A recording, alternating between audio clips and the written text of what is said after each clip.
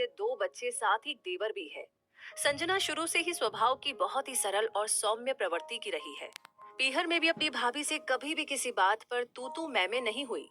रसोई में आसानी से अपनी भाभी का हाथ बटाती थी। जैसा भाभी कहती वैसे ही उनके कामों में मदद करा देती थी। और यही रवैया उसका ससुराल में भी रहा।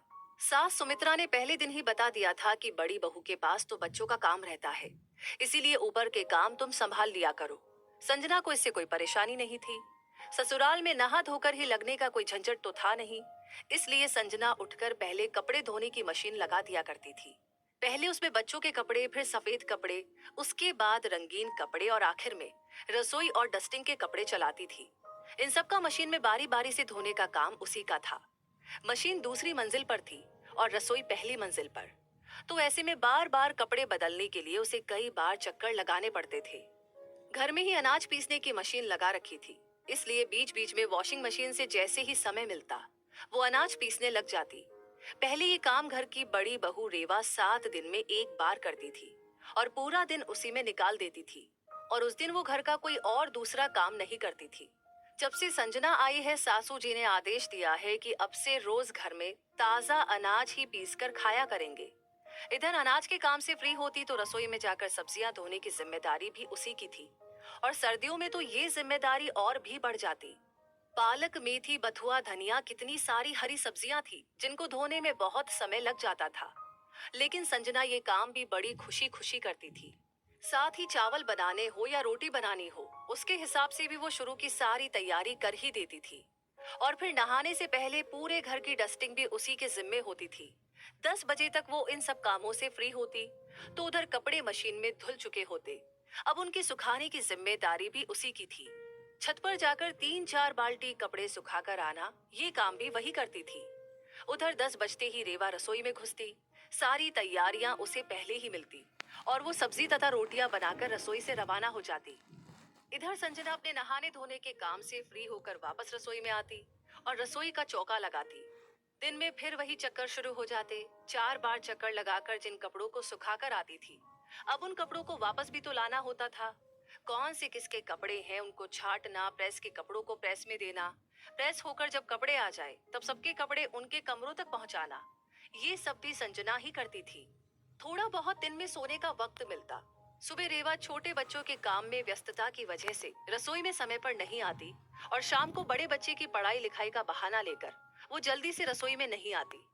संजना फिर वही शाम के खाने की तैयारी कर देती और रेवा अंत में आकर सब्जी और रोटी बना देती और फिर अंत में संजना ही चौका लगाती। तो ये सब महीनों तक चलता रहा। संजना की भाभी उससे अक्सर बोलती, दीदी आप बहुत भोली हो। अच्छी बात है आप ससुराल में सास जो कहती है वही काम कर लेती हो, लेकिन अपनी कीमत कभी भी कम नहीं आंकनी चाहिए।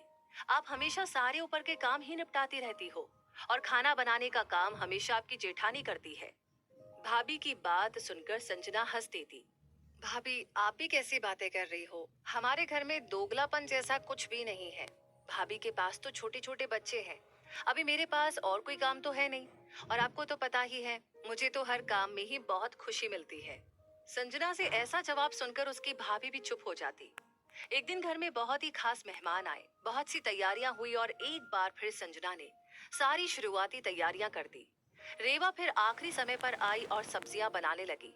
जैसे ही मेहमान आए तो उसने पहले से पूड़ियों के लिए बनी हुई गोलियों से गरम गरम पूरी बनाना शुरू कर दिया और मेहमान के सामने इस तरीके से प्रस्तुत होने लगी जैसे कि सारा खाना उसी ने बनाया है। संजना अभी भी रसोई के अंदर ही काम का प्रबंधन करती रही। जब मेहमानों ने दोनों बहुओं की भूरी भूरी प्रशंसा की तो सास ने बढ़कर कहा, मेरी बड़ी बहू रेवा के हाथ में तो जादू है। वो तो इतना अच्छा खाना बनाती है कि सभी उंगलियां चाटते रह जाते हैं। बहुत नसीब वाली हूँ कि मुझे रेवा जैसी बहू मिली। उन्होंने संजना के लिए एक शब्द तक नहीं बोला, जबकि रोटी सब्जी बनाने के सिवा रेवा ने और किया ही क्या था। घर के प्रत्येक कोने की साफ सफाई, डाइनिंग टेबल और कुर्सियों पर नए मैट्स लगाना, जगह जगह पर तरह तरह के फूलों से फूलदान को महकाना, सभी कमरों की चादर बदलना, बच्चे इधर उधर खेलकर जो खिलौने फैलाते रहते थे उन्हें बारी बारी से समेटते रहना।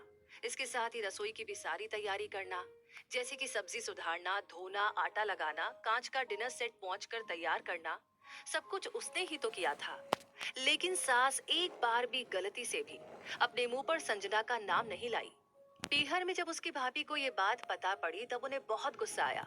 उन्होंने एक बार फिर से संजना को समझाने की कोशिश की। मैं तुम्हें शुरू से कहती आई हूँ, घर में अपनी कीमत खुद बनानी पड़ती है, खास तौर पर वहाँ जहाँ पर देवरानी जेठानी साथ में हो। अभी तो केवल एक जेठानी है, बाद में तुम्हारी देवरानी भी आएगी। कब तक केवल घर के ऊपरी काम ही करती रहोगी? सास को बोलो हर बहू में काम को बराबर बराबर बांटे। संजना ने भाभी की बात को फिर से हल्का लिया। दिन ऐसे ही निकलते रहे और एक दिन संजना ने भी खुशखबरी सुना दी। लेकिन संजना की दैनिक दिनचर्या अभी भी वैसी ही थी जैसे पहले थी। संजना को अब थकान रहने लगी। पहले जैसी दौड़ भाग उससे नहीं हो पा रही थी। छत पर जाकर बार बार चक्कर लगाने में उसे खुद को चक्कर आने लग जाते। अनाज पीसते वक्त भी अब उसकी तबीयत खराब रहने लगी। जब उसने इसकी शिकायत अपने पति रोहन से की तो रोहन ने अपनी मम्मी को ये बात बताई। रोहन की बात समझने की बजाय उसकी माँ उससे ही गुस्सा हो गई। ऐसा काम ही क्या करती है संजना जो वो थक जाती है? सारा काम तो बड़ी बहू ही करती है। दोनों टाइम खाना वही तो बनाती है। संजना तो केवल ऊपर के काम संभालती है। उन कामों को करने में भला काहे की थकान? और वैसे भी संजना को तो शुरू से यही काम पसंद है।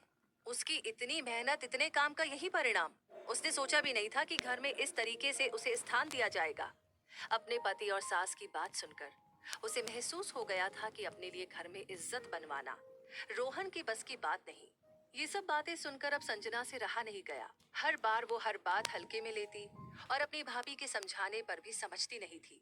सही कहा था भाभी ने, अपनी कीमत खुद को ही बनानी पड़ती है। वो जिन कामों को अपने घर का काम समझकर करती थी, उन्हीं कामों के लिए सास कह रही है कि उसे तो यही काम करने पसंद है। मैंने खुद ही ने तो इस घर में ये तस्वीर बना ली है। लेकिन आज बात उसके होने वाले बच्चे की भी थी। आखिर उसकी थकान और उसके ऐसे शरीर का असर तो उसके बच्चे पर ही पड़ेगा। आज अगर मेरी इस घर में इज्जत नहीं होगी तो मेरे होने वाले बच्चे को भी इसी तरीके से बेइज्जत किया जाएगा। उसी समय संजना ने कुछ निर्णय लिया। अगले दिन ना उसने कपड़ों की मशीन चलाई, ना उसने अनाज पीसा और ना ही घर की साफ सफाई की।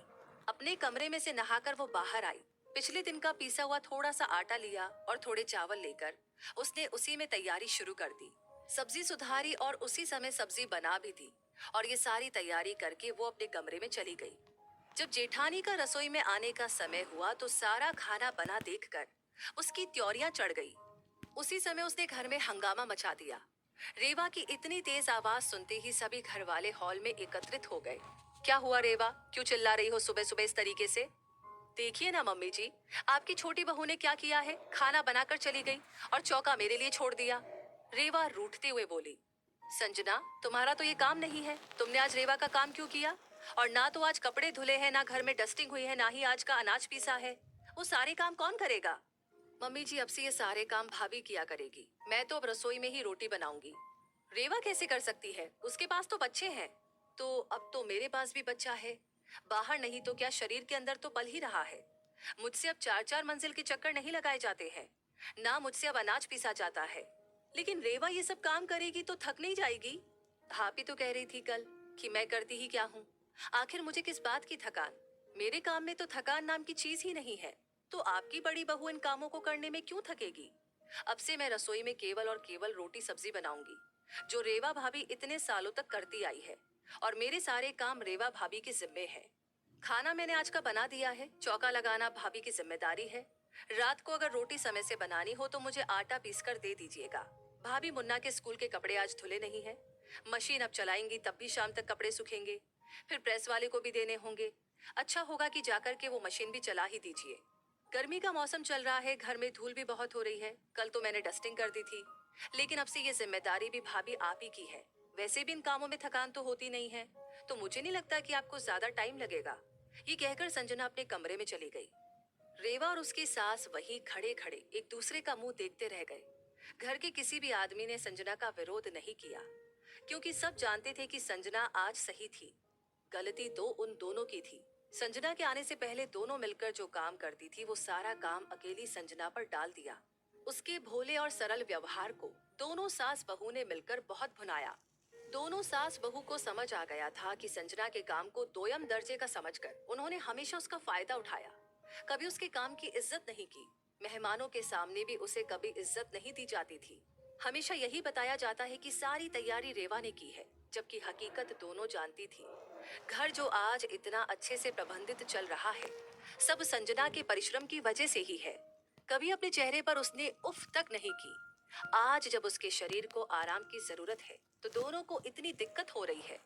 जो काम संजना रोज हंसते मुस्कुराते कर दिया करती थी, रेवा उसी काम को रोज झल्लाते हुए तथा घर में सीन क्रिएट करके करने लगी। और अब घर का माहौल भी रोज बिगड़ने लगा। आखिरकार सुमित्रा जी को घर की दोनों बहुओं में बराबर बराबर की जिम्मेदारी बांटनी ही पड़ी और संजना को भी उसके हिस्से की इज्जत देनी पड़ी।